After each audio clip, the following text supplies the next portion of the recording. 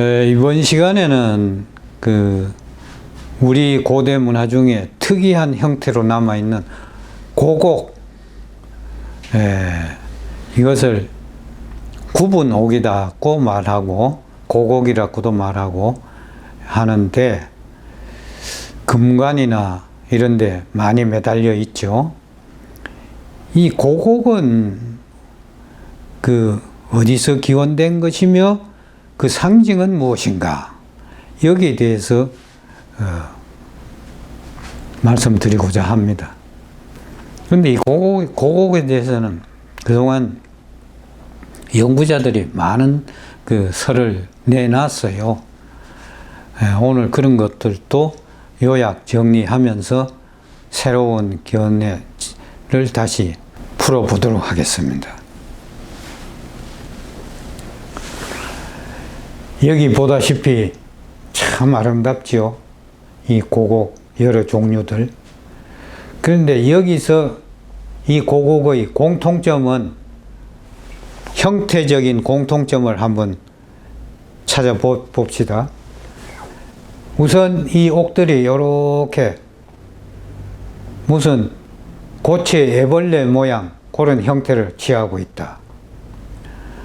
그래서 이러한 형태 면에서 이 고곡은 태아를 상징한다, 이런 설명이 그동안 설득적으로 인정되고 있었습니다. 과연 그런가, 이걸 봅시다. 그 다음에 이 고곡의 형태 면에서 보면 이와 같이 구멍이 뚫려져 있죠. 구멍이 거의 예외 없이 구멍이 뚫려 있는데, 고인돌이나 옛날 더 상대에 올라가면은 구멍이 이렇게 없는 것들도 있어요, 있기는. 그 다음에 셋째로는 요 머리 부분이 갈라져 있다. 금들이 이렇게 쪽쪽 그어져 있다. 왜 그럴까? 이러한 공통점이 있습니다. 그 다음에 이것은 이제 거의 옥으로 되어 있고, 드물게 후대에 와서 금으로, 금제 고곡이 또 있습니다. 금제로 돼도 그것을 그냥 곡금이라 안 하고 곡옥이라고 말합니다만, 하여튼 그런 것이 있습니다.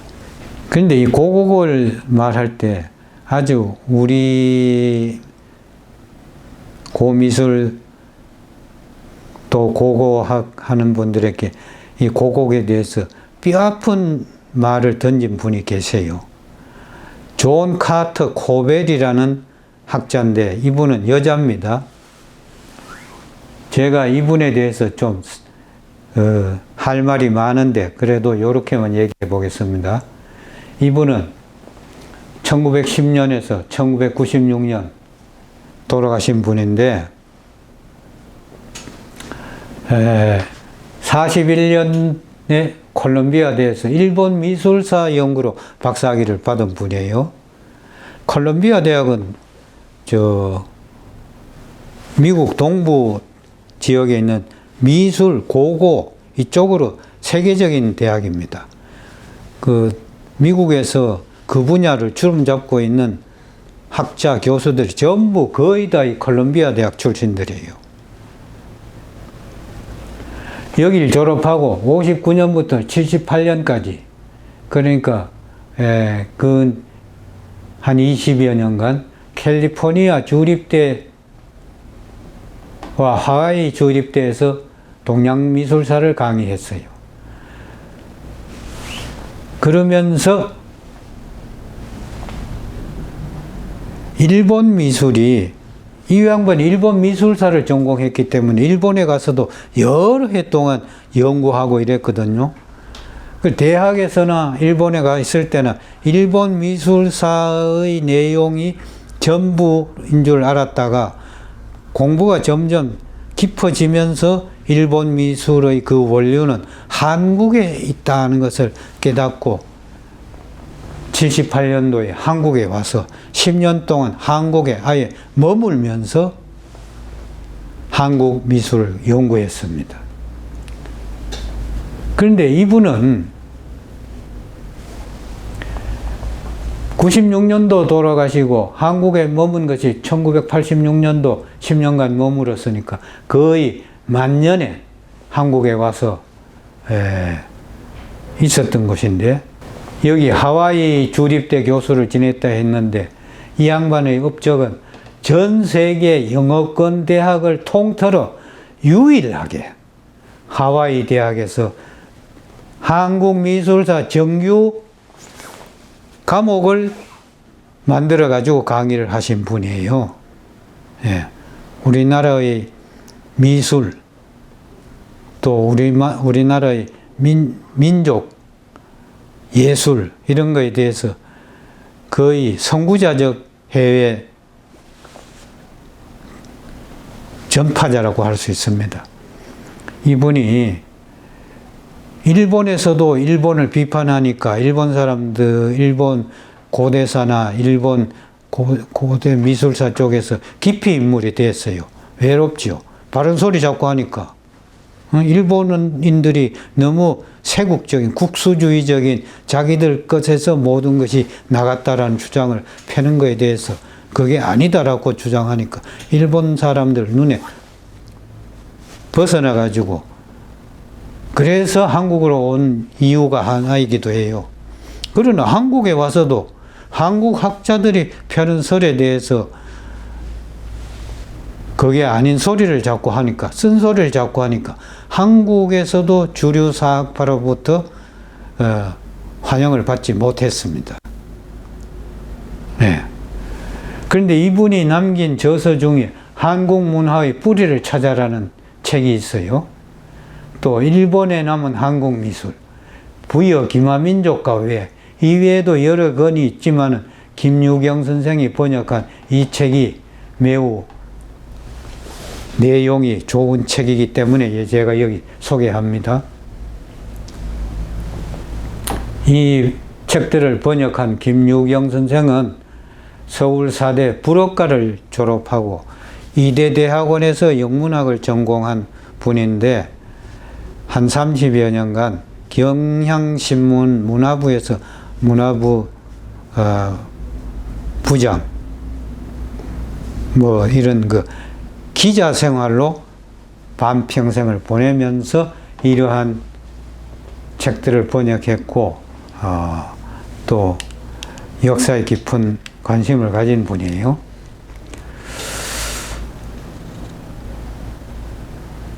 그래서 이 존 카터 코벨은 콜롬비아 대학에서 동양미술사학과 출신이기 때문에 아까 말씀드렸다시피 콜롬비아 대학에서 동양미술사학 전공한 학자들이 미국이나 이쪽에서는 이 동양미술 쪽에서 석권하고 있다, 이 말입니다. 이 양반이 일본에서는 고곡을 마가타마라 그래요. 타마라는 것은 구슬이라 이 말이에요. 마가타마라 그래요. 마가타마는 존 카터 코벨이 일본 미술사 배울 때 일본만의 유일한 고미술품으로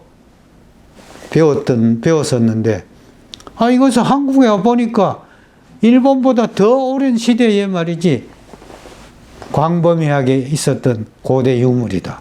이거 완전히 일본 사람들이 거짓말 한 것 아니냐? 학문에서 이런 거짓말하는 거기에 환멸을 느낀 거예요. 그래, 그것이 아니더라고 자꾸 하니까 일본 사람은 싫어했던 거죠. 그런데 이분이 한국에 와서도 한국 학자들에게 쓴소리를 자꾸 해대니까 한국 학자들도 환영 접대를, 그러니까 외로웠어요, 이분이. 근데 이분이 한 말 중에 이런 말이 있어요. 좀 길지만 제가 읽어보면서 설명하겠습니다. 고대 한국의 독보적 정체성을 나타내면서 아직도 그 정확한 의미를 몰라서 신비에 쌓여있는 문양이 바로 고곡이다. 고대인들은 그때 이후 사라져버린 신앙을 20세기 인간들에게 말없이 암시를 보내고 있건만 우리가 그 당시 그들의 문화를 충분히 알지 못하는 까닭에 그 뜻을 알아내지 못하고 있는 것인가? 1973년 발굴된 금관에는 고곡이 58개나 달려있다. 놀라운 것은 이런 고곡이 무엇을 뜻하는지에 대한 학설이 아직까지 없다는 것이다. 그건 모르니까 학설이 없겠죠.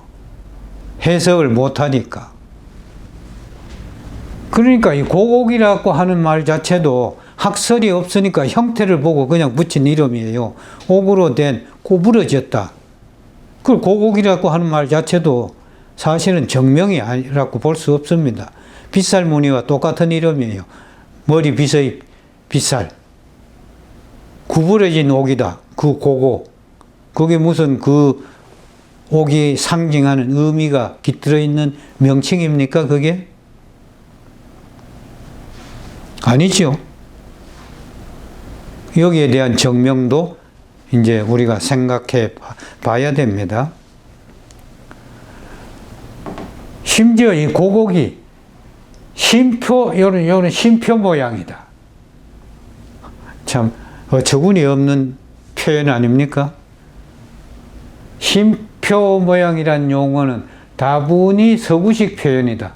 그럼에도 대부분의 한국 고고학자들은 이 원초적이며 역사 기록 이전의 구분옥 또는 쉼표 모양의 옥에 대해 자신이 생각하는 대로 의미를 확정짓는데 머뭇거린다. 못하고 있다 이 말이에요. 일본이 채워내온 족쇄를 떨어버리고 원초적 상징을 내포한 고곡에 대해서 솔직히 느끼는 바를 강조해야 되지 않을까? 쉼표 모양의 옥이라는 어정쩡한 표현 뒤에 몸을 사리기보다는 틀리는 한이 있더라도 모험을 감수해 사람들로 하여금 생각할 수 있게 만들어 주어야 한다. 한국 문화의 뿌리를 찾아라는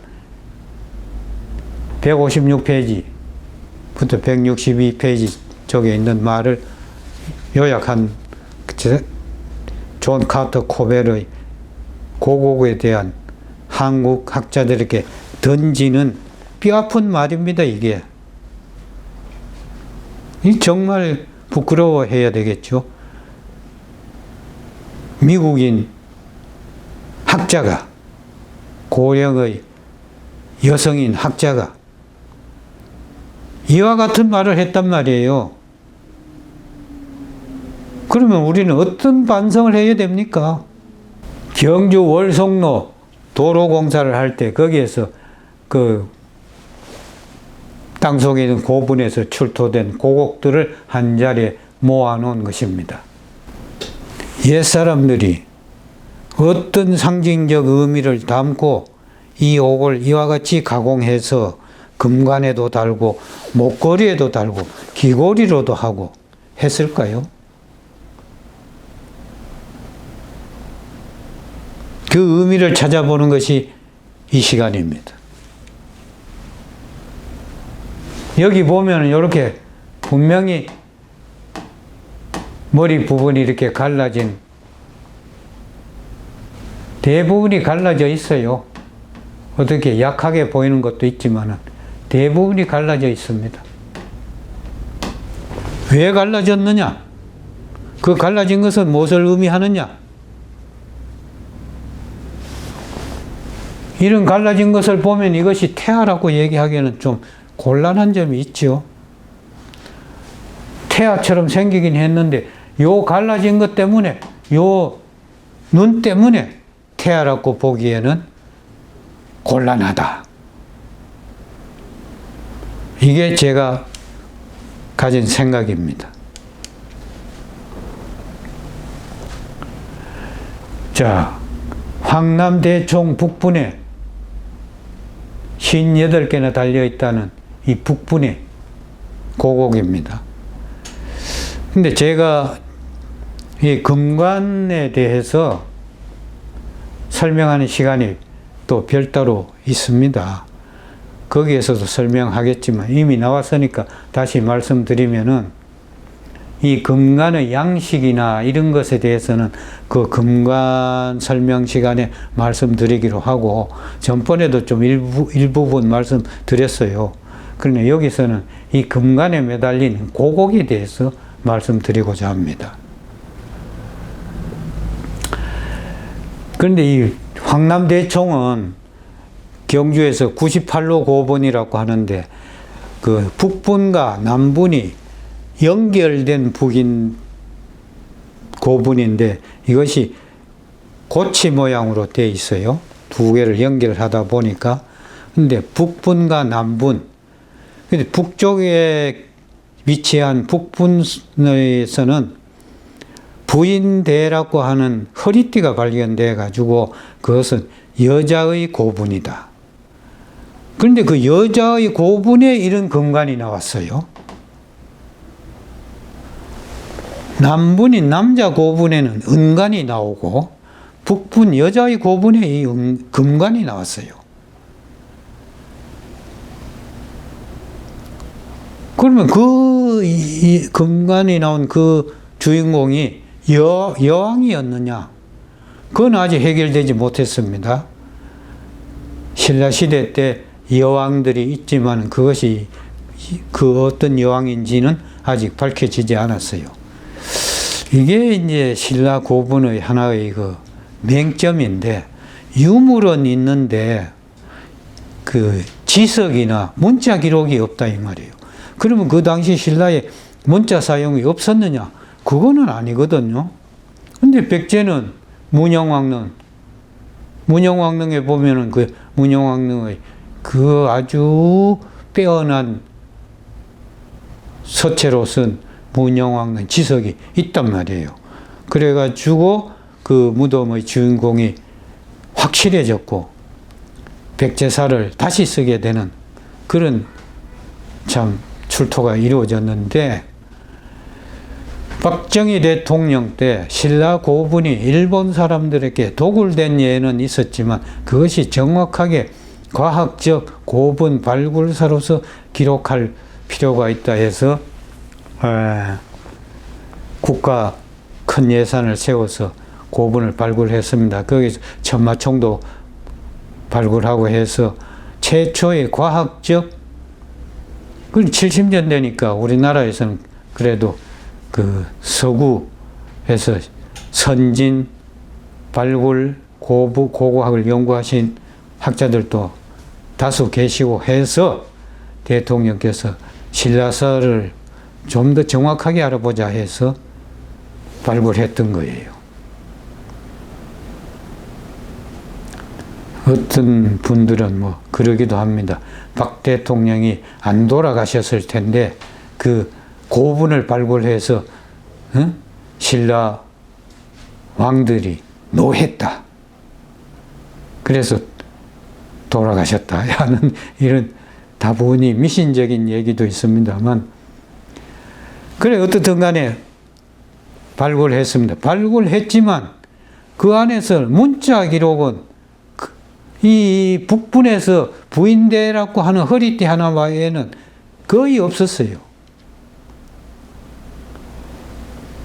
그러니까 신라 고분이 그 거대한 크기와 그 안에서 무수한 출토물에도 불구하고 아직까지도 그 고증의 사각지대에 놓여 있는 것이죠. 그런데 어떻든 그 북분, 여자의 무덤으로 추정되는 그 북분에서 이런 금관이, 화려한 금관이 나왔습니다.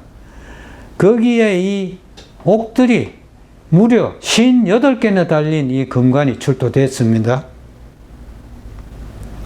그러면 이 옥들은 분명히 그 어떤 상징적인 의미가 있거든요.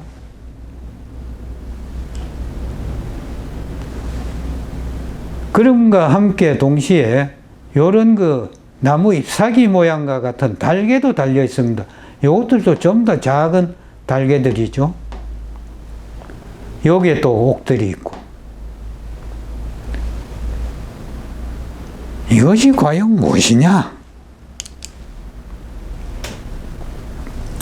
자, 그 다음에 이 천마총에도 보면은 이 옥들이 이렇게 다닥다닥 달려 있어요.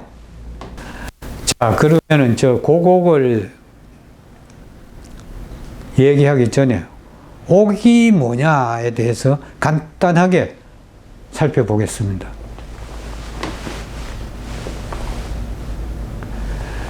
중국은 기원전 6천년 전부터, 기원전 6천년 전이니까 8천년 전이죠.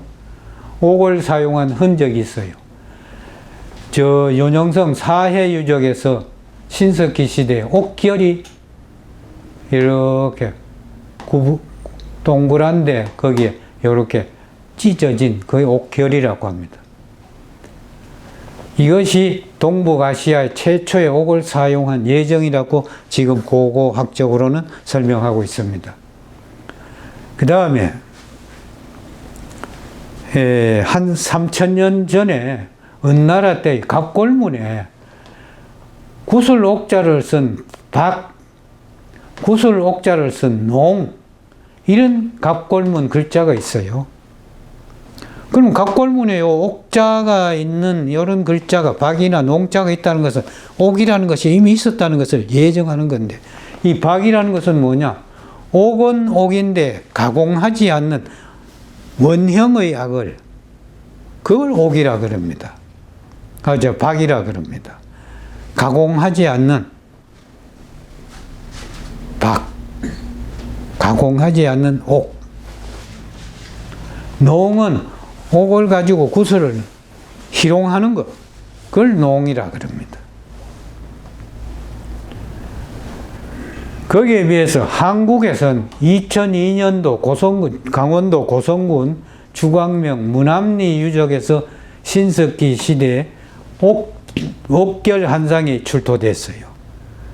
그리고 보니까 이게 한 5천년 전이 됩니다. 예. 이와 같이 인류는 오랜 옛날부터 옥을 인간이 사용했다 하는 것을 알 수 있는데, 고대에는 금은 하늘, 해의 전기를 함축한 강물질이고, 옥은 땅의 연기를 함축한 강물질이다. 이래서 정금용옥이란 말을 했어요. 금옥인데 금은 정을, 옥은 영을. 그래서 우리가 정령이란 말을 쓰잖아요. 정령. 인간이 가지고 있는 정신과 영혼을 정령이라고 합니다. 그럴 때 이 말 뜻이 달라요. 정은 태양이 가진 것을 정이라 그러고, 영은 땅이 가진 기운을 영이라 그러기 때문에 동일한 건 아닙니다. 정령이. 그런 것을 아시고, 그 다음에 설문해자의 설문에는 옥을 뭐라고 말했느냐 하면 인과, 의와, 지와, 용과, 결, 깨끗하다는 것. 이 5덕을 가진 귀중한 강물질이다. 그래서 인간의 영혼을 보호하며 권위를 상징하는 숭고한 징표로 보고 있죠. 그렇기 때문에 이 옥을 옛날에는 규라고 해서 쉽게 말하면 홀과 같은 것이에요. 옛날 벼슬아치들이 홀을 이렇게 들고 다니는데 임금이 나아갈 때 그게 상아로 된 것이 많고 뼈로 된 게 많고 귀한 것은 옥으로 된 것이. 장, 황은 이 둥근, 옥황이라 해서 둥근 형태의, 그 다음에 종은 옥으로 만든 기둥처럼 돼가지고 돌아가면서 각을 하고 했던 그런 종이 있습니다. 다 임금의 권위를 상징하는 옥기들이에요. 그런 것을 의례용구라 그럽니다. 여기에 사용했고, 그 다음에 이 고곡의 2층이 꼬부라진 옥이라 해서 곱은 옥, 또 일본 사람들은 이것을 구옥이라고, 이것도 역시 그 구부러진 옥이다 이 말이고, 까분 옥이다. 까분 옥이라고 한 것은 전에 숭실대학에 계셨던 김양선 교수님이 이 말씀을 쓰셨는데, 그 어원을 저도 잘 모르겠어요. 하여튼 쓴 용어가 있기 때문에 까분옥이라고 했다. 그 다음에 이것을 형태에 따라서 어떤 사람은 C자형 옥이니, 반원형 옥이니, 콤마형 옥이니, 초상달형 옥이니, 이와 같은 그 만곡된 형태로 명칭을 붙이기도 합니다. 이 다 옳은 명칭은 아니고, 제 생각에는 이 고곡이 가지고 있는 상징성을 담은 그런 어떤 그런 표징적인 이름을 정명해야 되지 않느냐. 우리가 다 같이 한번 생각해 봐야 될 문제거리라고 생각합니다. 자, 그러면 고곡의 기원들을 이제 간단하게 제가 요약한 거예요. 이건 뭐 길게 설명하면 길고, 제 책에는 어느 정도 설명을 좀 해놨습니다만, 숭실대학에 있었던 김양선 교수님과 한병삼 전 국립박물관 관장님 두 분께서 이 고곡의 기능, 성격은 무엇이다 하는 것을 정확하게 설명했다고 생각합니다. 예. 김양선 선생님 읽어보겠습니다. 고분 시대에 와서는 아름다운 고곡의 용도가 장신구의 기능뿐만 아니라 신앙, 사회적 지위, 계급, 종족 등과 관련된 표지라는 한자말로 정확히 알아. 표식이라고 안 읽고, 이때는 기록할 지로 읽습니다. 상징 및 보배로운 기물의 의미도 지닌 신물이다. 그 다음에 한병삼 관장님은 선사시대에는 주술적인 호부, 보호해주는 상징 부호의 성격을 가진 신물이다. 그 다음에 최은주 씨가 그 석사기 논문에서 이분은 그 숭실대학에서 받은 건가 그런 걸로 알고 있습니다. 그 석사기 논문에서 이것은 맹수의 송곳니 기원설에 두고 있어요. 옛날 이건 완전히 서구적 고고학의 학설을 인용한 건데, 서구적 고고학을 인용한 것이기 때문에 뭐 최은주 씨의 설이라고는 보기 어렵습니다만, 그 서양에 있어서의 그 목걸이 할 때 사나이의 그 용맹함을 표지하기 위해서 그 자기가 사냥해서 잡았던 몇 산돼지들의 어금니를 목걸이로 해서 이렇게 주렁주렁 매단, 거기에서 이 고곡의 기원되었다, 이렇게 본 겁니다. 그 다음에 김병모 교수님은 생명상징 기원설입니다. 이게 바로 태아 기원설과 같은 맥락인데, 이 고곡들은 주로 여성들과 관계된다. 그래가지고 이것이 모양도 그렇고 이렇게 고부러진 모양이 태아, 더군다나 이분이 주장하는 것은 모자 고곡이라고 있어요. 좀 작은 고곡과 큰 고곡이 아들과 어미와 같은 그 모자 관계와 같은 고곡, 쌍이 있습니다. 조금 이따 나올 거예요. 그 모자 고곡 같은 걸 봐서 그 증거가 된다라고 설명하고 있습니다. 그 다음에 일본 수야우라는 사람은 달 숭배 사상 초생달의 기원을 두고 있다, 이렇게 설명하고 있습니다. 일본 서기에 그런 고곡이 나오니까. 그 다음에 태극기원설이다. 이것은 태극의 지난 시간에 배웠던 파형 동기의 그 파형, 응? 그것이다 이 말이에요. 이것은 일반적으로 그렇게 보는 것인데,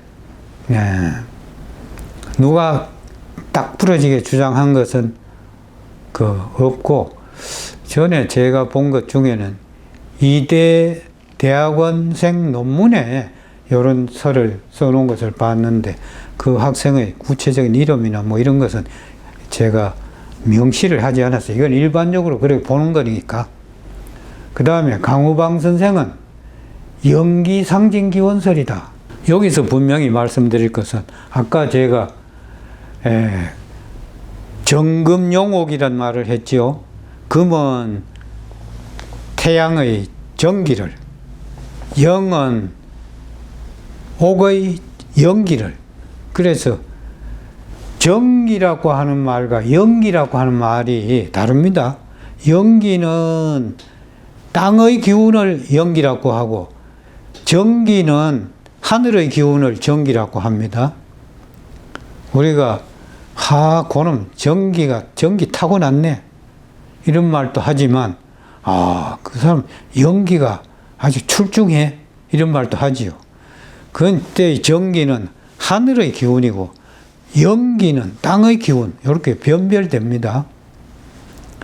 그런데 강우방 선생님은 연기라고 해서 이 연기에서 우리 고대 미적 개념이 전부 다 연기 기원을 주장하는 그런 학설을 지금 요즘 맹렬하게 펴고 있는데, 그러면 태양의 기운의 영향을 받았다는 전기는 어디로 갔습니까?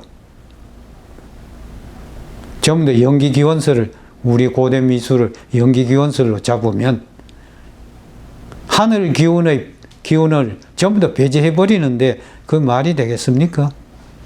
그건 아니다 이거예요. 이 강의를 혹시 보시면 강우강 선생님 거기에 대해서 한번 해명해 주시길 바랍니다. 우리 고대 미술이 땅 기운의 연기도 받았지만 더 많이 받은 것은 우리가 천손족이기 때문에 하늘의 기운, 전기의 영향입니다. 나중에 제가 당초문을 설명드릴 때 다시 그 얘기가 나옵니다. 그 다음에 이형구 교수는 홍산문화, 옥룡문화 기원설을 주장합니다. 이 설 또한 매우 설득력이 있는데, 영향을 일부분 홍산문화에 우리 고대 문화가 영향을 받았기 때문에 그 영향이 없잖아 있다고도 봅니다. 그건 또 구체적인 유무를 비교해 가면서 말씀드리겠습니다. 그 다음에 임재해 교수는 태아 기원설을 주장합니다. 이 태아 기원설, 생명상리 기원설과 같고, 임 교수는 또 김알지의 탄생설화와 고곡을 연관시키기도 하는데, 김알지 탄생 이전에 고대의 고인돌에서도 고곡이 나오고 있는데 그걸 굳이 김알지부터 나왔다라고 얘기할 수는 없지요. 그 다음 여기 건방지게 보입니다. 저도 하나 붙였습니다. 저는 누의 상징 기원설을 주장합니다. 왜 누의 상징 기원설이냐? 여러분들의 기원설을 봤지만 이 누의 기원설로 보는 제 주장을 설명해 드리도록 하겠습니다.